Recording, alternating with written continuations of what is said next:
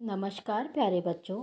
पठन पाठन की आज की श्रृंखला में हम करेंगे कक्षा 9 क्षितिज पाठ 4 सांवले सपनों की याद, जिसके लेखक है जाबिर हुसैन के प्रश्न उत्तर।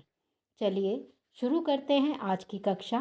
पहला प्रश्न, किस घटना ने सालिम अली के जीवन की दिशा बदली और उन्हें पक्षी प्रेमी बना दिया?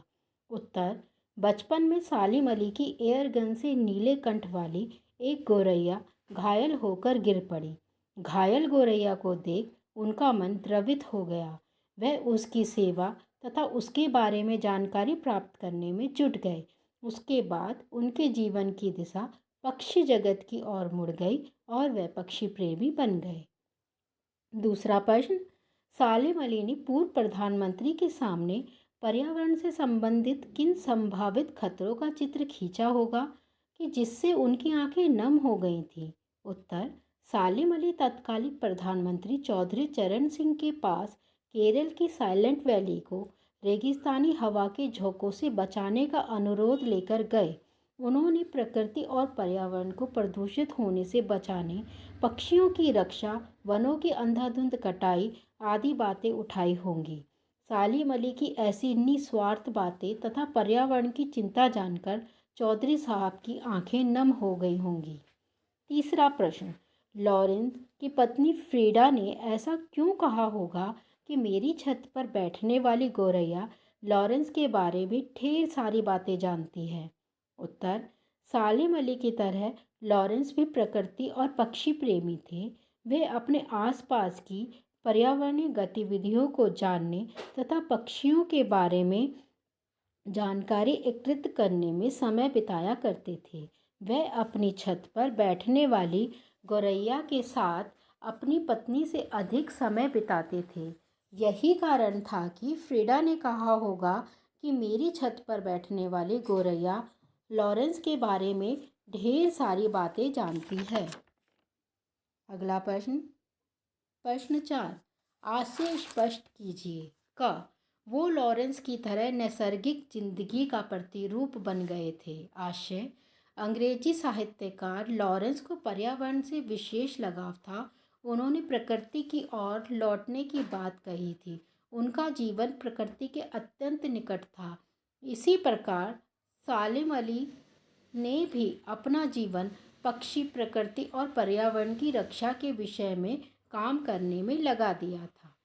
ख, कोई अपने जिस्म की हरारत और दिल की धड़कन देकर भी उसे लौटाना चाहे तो वह पक्षी अपने सपनों के गीत दोबारा कैसे गा सकेगा? आशय, सालिम अली अनूठे पक्षी प्रेमी थे। लेखक ने उनकी तुलना ऐसे पक्षी से की है जो अपने जीवन की लंबी यात्रा कर मौत की गोद में सो गया है। इस पक्षी सालिम को दूसरों के शरीर की गर्मी और दिल की धड़कन देकर भी जीवित नहीं किया जा सकता।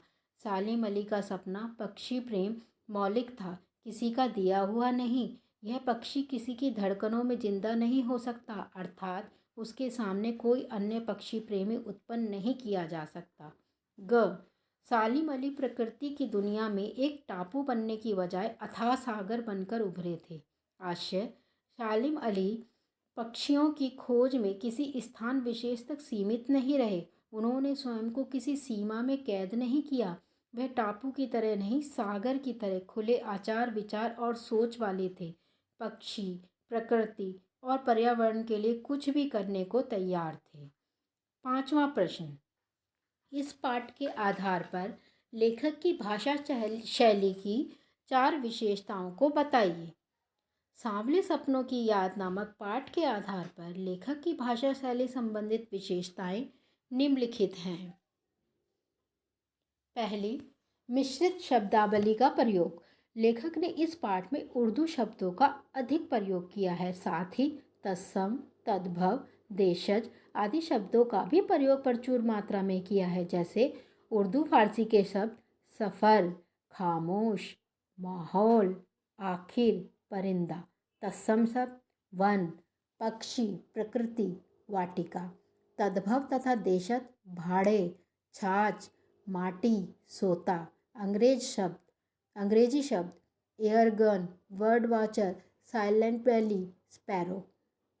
दूसरा, मुहावरों का प्रयोग। लेखक ने मुहावरों का प्रयोग कर भाषा में रोचकता ला दी है, जैसे शब्दों का जामा पहनाना, आंखें नम होना, कायल होना। तीसरा, जटिल एवं लंबे वाक्यों का प्रयोग। लेखक ने इस पाठ में जगह जगह पर लंबे तथा जटिल वाक्यों का प्रयोग किया है, जैसे यह उनकी भूल है, ठीक उसी तरह जैसे जंगलों और पहाड़ों, झरनों और आबशारों को वो प्रकृति की नज़र से नहीं, आदमी की नज़र से देखने को उत्सुक रहते हैं। चौथा, भावानुकूल भाषा। लेखक ने जगह जगह भावों के अनुकूल भाषा का प्रयोग किया है, जैसे पहला, जटिल प्राणियों के लिए सालिम अलिक एक पहेली बने रहे। दूसरा, मेरी आंखें नम हैं सालिम अली, तुम लौटोगे ना। प्रश्न 6।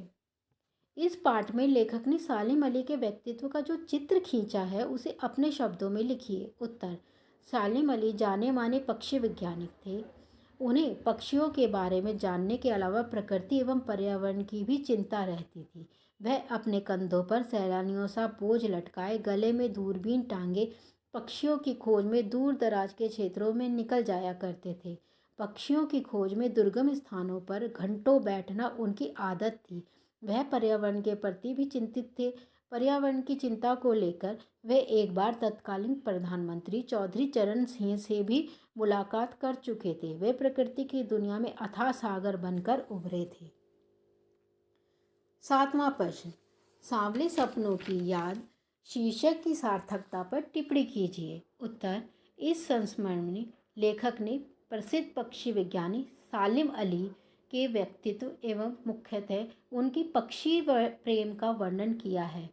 सालिम अली का सपना था पक्षियों के बारे में अधिकाधिक जानकारियां प्राप्त करना, जिसे वे आजीवन सच करने में लगे रहे और इसे साकार भी किया। इस तरह इसका शीर्षक पूरी तरह सार्थक है। रचना और अभिव्यक्ति। प्रश्न 8। प्रस्तुत पाठ सालिम अली की पर्यावरण के प्रति चिंता को भी व्यक्त करता है। पर्यावरण को बचाने के लिए आप कैसे योगदान दे सकते हैं? हम पर्यावरण को बचाने के लिए निम्नलिखित रूप से योगदान दे सकते हैं। पहला, हमें पेड़ों की अंधाधुंध कटाई रोकनी होगी। प्लास्टिक से बनी वस्तुओं का कम से कम प्रयोग करना होगा। छोटे पेड़ पौधों की रक्षा करनी होगी। फैक्ट्रियों से निकलते दूषित पानी तथा कचरे का उचित उपयोग निपटारा करना पड़ेगा। 5वां, हम पर्यावरण के प्रति लोगों में जागरूकता फैलाएंगे। यह थे पूरे 8 के 8 प्रश्न।